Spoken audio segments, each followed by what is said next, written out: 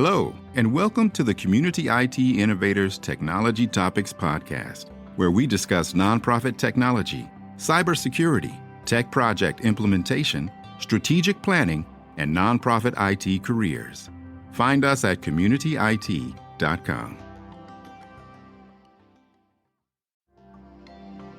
Thank you for joining Community IT for this podcast, Part 1. Subscribe wherever you listen to podcasts and leave us a rating to help others find this leadership resource for nonprofits. Listen for Part 2 in your podcast feed. Hello, everyone, and thank you for joining the Nonprofit Learning Lab for today's workshop. And without further ado, I will now hand it over to you, Matt and Carolyn.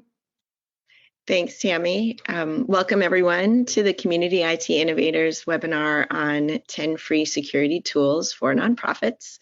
So today we're going to talk about the cybersecurity landscape and what the biggest risks are to nonprofits and nonprofit staff.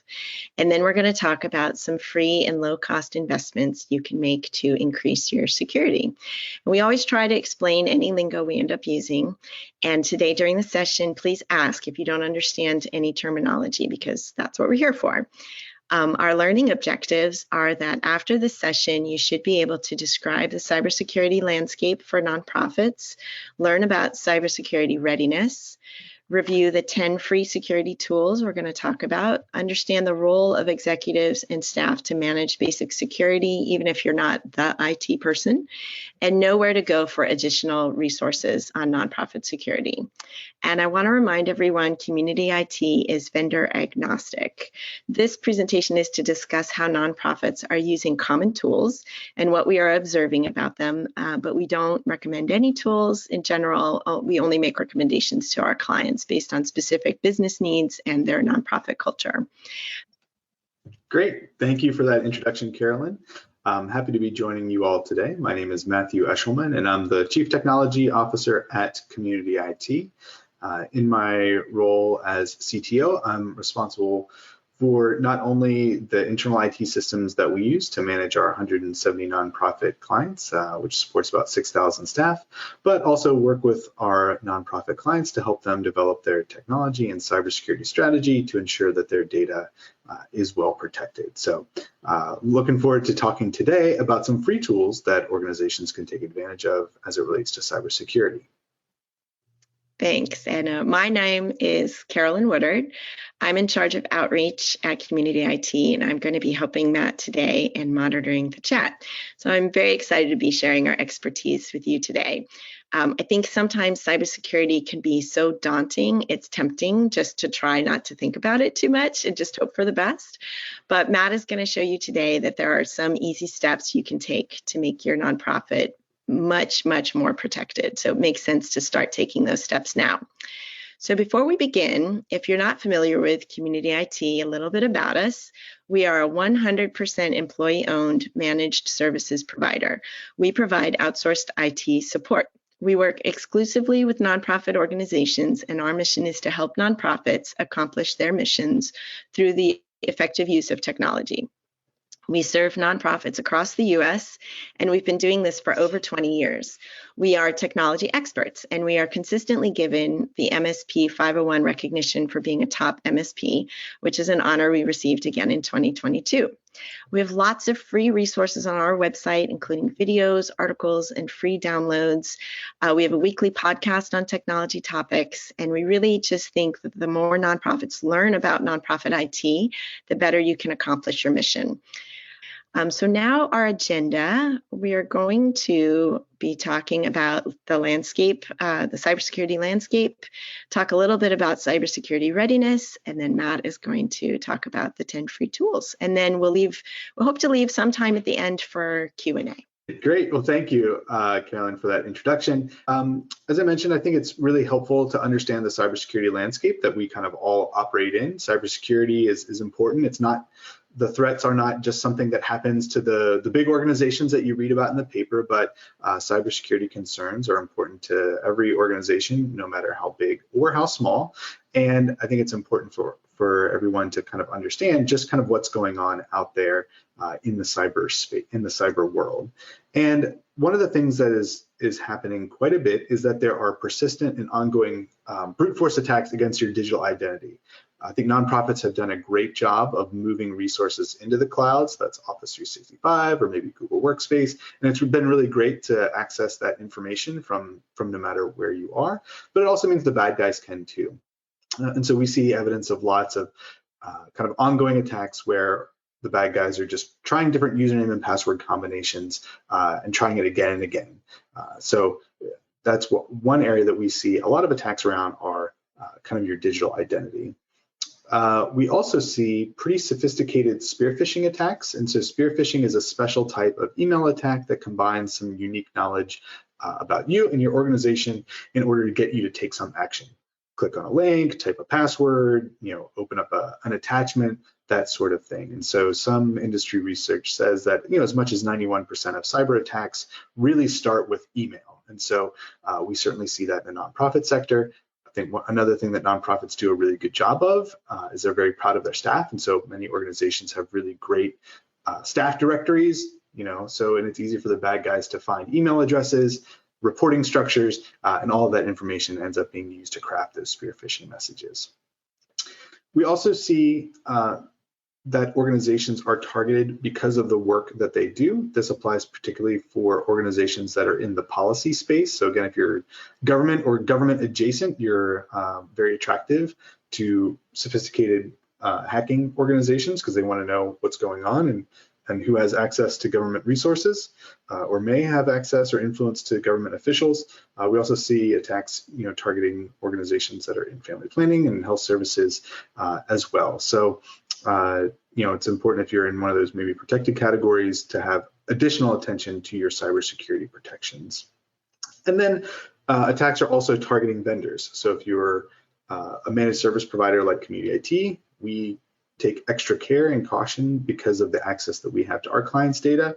If you're working with an IT vendor or an IT consultant, it's important to understand the cybersecurity controls that they have in place to protect access that they may have into your systems. Again, that's very, very appealing to these cyber actors to make sure that they can try to, exploit one organization and then thereby gain access to many more. I will say it's not necessarily all bad news when it comes to the cyber landscape. I will say that there are lots of great security tools that are out there that can help protect and prevent some of these attacks from occurring. I'm also encouraged that we're seeing, as compared to a few years ago, a lot of organizations are being really proactive about improving their cybersecurity. And so as somebody who's been talking about this topic for quite a while, I'm really encouraged to see so many organizations being proactive to say, hey, what can we do? What steps can we take to make sure that we're being as secure as possible, given the constraints that we have? It's, even with that good news, I think there's still a long way to go. So N10 put out some information about the cybersecurity controls that organizations and nonprofits have, and they identified that even with this good momentum, about 68% of nonprofit organizations still haven't defined an incident response plan. And so that's just a document that describes what steps is an organization going to take, kind of if and when something bad happens to them. Access to a donor database is disclosed, maybe a ransomware attack, and just having that policy document in place. Because cyber attacks are expensive. While we see the $1 million damages in the news, the cyber costs associated with a cyber attack for small organizations certainly isn't that large, but it can still be in the hundreds of thousands of dollars range, which can have a significant impact on a nonprofit organization. All right, so I've asked a bunch of questions and kind of talked a lot about Community IT. Now here's your chance to respond. So what type of cyber threats have happened to you at your organization, or maybe an organization that you are familiar with? Have you had a compromised email account? Have you been a victim of wire fraud or financial loss? That's when information is kind of stolen from the organization. Have you been a victim of maybe those really sophisticated hackers that are interested in your work? Maybe you've been a victim of kind of some ransomware attacks or crypto attacks. and or maybe you've been the lucky person that hasn't hasn't been involved in any of those. So we'll just take a moment here to let you respond to that poll. And I think we also were going to ask people if they had something else happen to them and they felt comfortable just, briefly saying what it was, they could drop that in the chat as well. Because sometimes they're just like off the wall things that happen that are also cyber related. All right, so I'm going to read the responses. About 60% said that you had a compromised email account. About 20% said that there had been some wire fraud or financial loss. Maybe somebody had gotten you to send money to that number, bank number that wasn't the right bank number. About 40% have been the victim of ransomware or a virus or malware. And about 20% of you, hello, wonderful, haven't seen any incident or don't know anyone who has. So you can see 80% of the respondents just today said they have some familiarity with some kind of cyber attack. Great. Well, thank you for sharing those results. And for those of you, the 20% that haven't, the operative phrase that you hear in cybersecurity is it's not a question of if, but when. So again, with that mindset of maybe you've been lucky so far, but it's something that you could surely plan for. And so we'll talk about some of the tools and techniques that you can use to help provide some additional security for your organization. So when it comes to kind of cybersecurity readiness, I like to break things up into these top level categories, knowing that there are technologies or there are solutions that are people centric. And so those are things like your choosing good passwords or having your staff implement multi-factor authentication, right? Those are things that steps that your users can take to make your organization more secure. There's a lot of process around policy and training. I think those are absolutely critical. And so organizations can take those steps to have clearly articulated policies that really define how the organization approaches these different technology controls and make sure that that is well communicated. And then along with the process side, I would say that training is a very key piece. While there's lots of technology solutions, and we'll get into those, making sure that staff are educated, aware, and engaged is a really key part of cybersecurity. And the cybersecurity training is something that, again, there's lots of free solutions, there's lots of low-cost options out there to help improve and educate your staff. And then finally, the technology tools. There's lots and lots of different options out there. It can be overwhelming at times, but we'll talk through some of the free tools that are available to help manage things like computer updates, some proactive scanning tools, and then also look at some tools related to email protection as well. And I would just highlight that Community IT has a free resource on our website that Carolyn maybe can chat out. It's our Cybersecurity Readiness for Nonprofits playbook. And so that's a free guide that will provide some step-by-step instructions along with some budget information for organizations that are ready to take some additional steps to protect their organization. Yep, so throughout today, I'll be putting some of the links in the chat. So hopefully you'll be able to see those and grab those there. And I love how you frame this, Matt. I know this is a somewhat common rubric, but the people, the process, and the technology. We're not going to jump right into the tools right away. I think first we're going to talk about people. Is that correct? Yes. Yeah. So first we'll talk about some things that are kind of human centric or people centric cybersecurity controls. I'm the CTO. I've got technology in my job description, but I really think that these people controls are absolutely critical and provide a lot of value for organizations because, again, they don't cost much to do. You just need to get people to take those steps.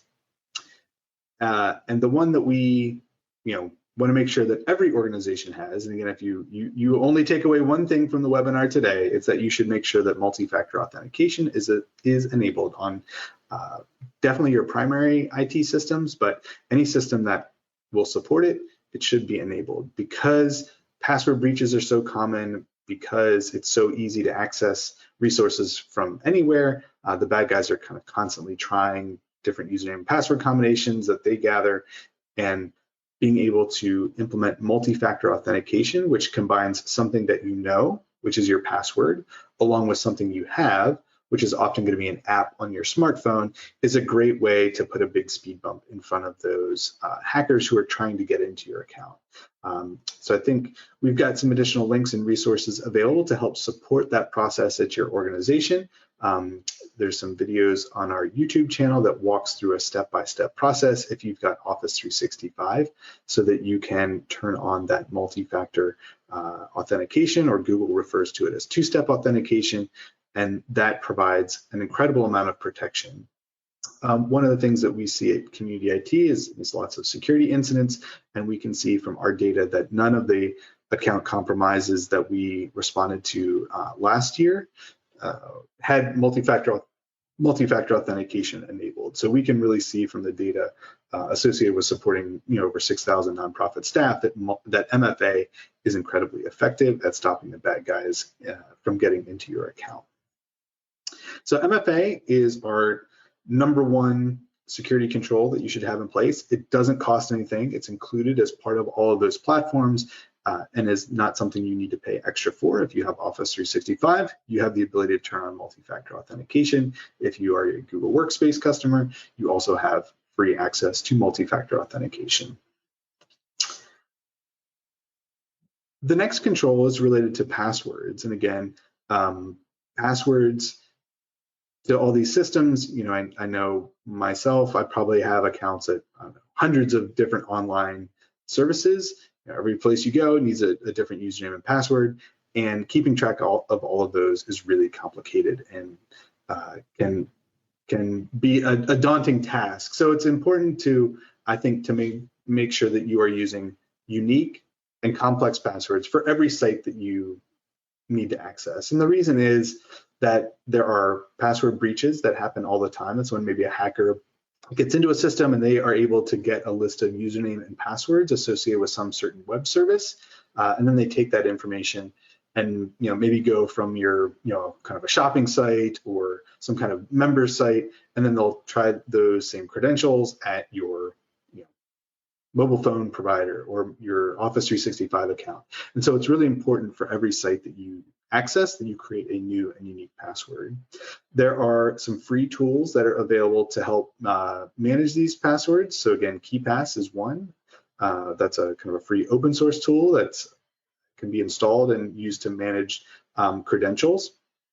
I would also say that there are some built-in security tools in most browsers. Again, so if Google or even the Edge browser will now give you the ability to securely store passwords for websites. Again, from a security perspective, that is a good security tool to have and makes it easier to access those systems, because if you can protect your main account with multi-factor authentication and then store all of those other credentials in that vault, that gives you a secure way to access multiple sites through the browser. And then if you're a Mac user, the actual Mac OS keychain is also a great secure enclave as a way to store passwords that can be then decrypted and used at the range of sites. So it's really important to make sure that you are using unique and different passwords at all the different sites that you have access to. And then for kind of a discounted option for organizations that are 501c3 nonprofits, there are also some discounted tools available through TechSoup. I believe Dashlane has a nonprofit kind of discount or donation program where you can access that tool and get a bit of a discount off of the regular list price because you're a nonprofit.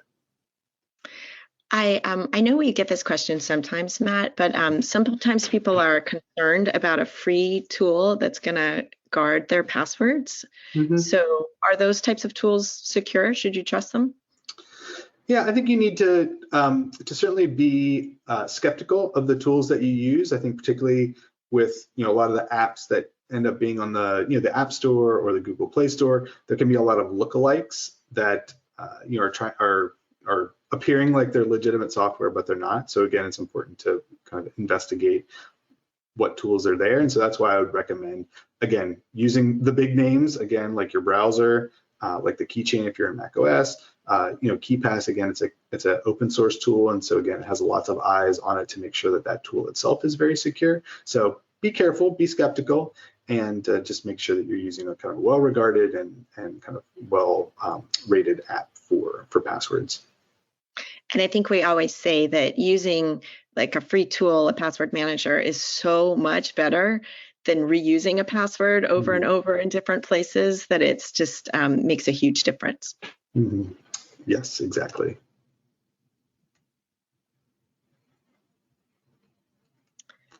Okay, so I think the next thing we were going to talk about is, so we hit on people, and then our next 3-tier rubric, we're going to talk a little bit about different processes that you can use and maybe some tools that will help you with the processes. Mm-hmm. Great. So one of the tools that I wanted to highlight was a free resource. It's actually a government resource, so your tax dollars are already paying for this. It's free to use now, but it's stopthinkconnect.org. So that is a cybersecurity resource that the government has put together that provides a lot of kind of free tips, tricks, some basic trainings and overviews. And so if you're looking for somewhere to get started, this can be a great place. That can be a great place to get started. So that website is stopthinkconnect.org, and we can chat that out. So again, here you can see some of the basic tips that they outline to make sure that you are doing, again, from a process standpoint, keeping your computer up to date through automated software updates. Make sure everything that's connected to the internet is kind of as secure as possible, and be careful about plugging in external USB drives. So again, some basic advice that may seem like common sense, but is really good to just work on the fundamentals. Unfortunately, cybersecurity, the way that the attackers work is that they're really looking for the weakest link. And so again, if a system is not patched or not up to date, like that's the system that's going to get compromised. And so it's important for your organization to just make sure that you've got a good foundation, making sure all the basics are covered. Here we can also see that there's a list, a technology checklist of all the systems. And so making sure that you've got a good system inventory, again, is a basic form of cybersecurity control, just making sure that you understand as an organization what are the different resources that we have in place, who has access to them, how are they updated, how are they managed. All of those elements go together to form some kind of good baseline cybersecurity controls. For the next resource, I'll also highlight some resources from an organization called SANS. As we talked earlier, one of the important pieces to get started with is around IT policy. And then the following question is, hey, where can I get those policy templates? And this is a great resource to get started with. So they've recently updated their site, I think have some new updated policy templates. So you can go to sans.org/information security policy, and they have a wide range of policy templates that are available, from your foundational IT acceptable use, let's just set the baseline, to disaster recovery, to incident response, to data management, lots of policy documents that are available there that provide a framework, and then you can tailor and customize for your organization's unique requirements. See, I'd also be remiss if I didn't highlight some of the free resources that we have at Community IT. I already talked about one, which is our nonprofit cybersecurity playbook. That gives you a roadmap, again, if you've already done all these basics, to really move into some next level cybersecurity controls. So that's a resource that is available. We have a great little nonprofit cybersecurity self-quiz that you can go through and check and see how your organization is doing against some baseline requirements. And then we have our monthly webinar series where there's quite a few cybersecurity topics that we talk about that can help provide you with some additional tools and education to ensure that you're staying up to date with the most current best practices.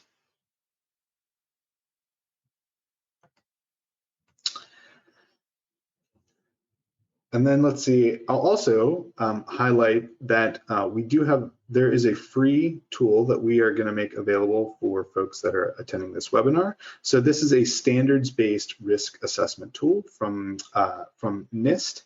And so what that will do is it takes about 30 to 45 minutes to go through to fill out the survey. And will generate a automated report with this, pretty graphic that highlights what areas of cybersecurity are in the green and are good, and then what areas might be in the red. So you can see that this, will provide some recommendations. The NIST cybersecurity framework, highlights and prioritizes things like security awareness training, which we've talked about as well. And so it's a great resource. Again, if you're looking to get some baseline understanding of, what should our organization be focusing on, this is a great free tool. I think we have the link that we can chat out. You can drop an email and I will create access to this tool for you. And then you'll have access to the online portal where you can fill out this risk assessment tool, get an automated report, have a PDF download, and then dashboard access to this tool moving forward. So again, it's a really great resource, especially if you're trying to get started and figure out where to prioritize the cybersecurity investments for your organization. All right, another, again, kind of under the process things, we talked about passwords in the password manager section, and then this is a free resource that's available called Have I Been Pwned? And so this is put together by actually an Australian cybersecurity researcher. And so he has taken this kind of all these publicly disclosed password breaches, put them in a big database, and then you're able to go and search to see if any of the passwords that you use or an account that you use has been involved in a data breach or a compromise. And so again, that comes back to the good practice of having strong and unique passwords for all the different sites that you go to. You can go to this website, which is haveibeenpwned.com. You can check that out and check and see which of your accounts may have been involved in a data breach. Again, if you find an account, good practice, reset the password, see if you can enable multi-factor authentication.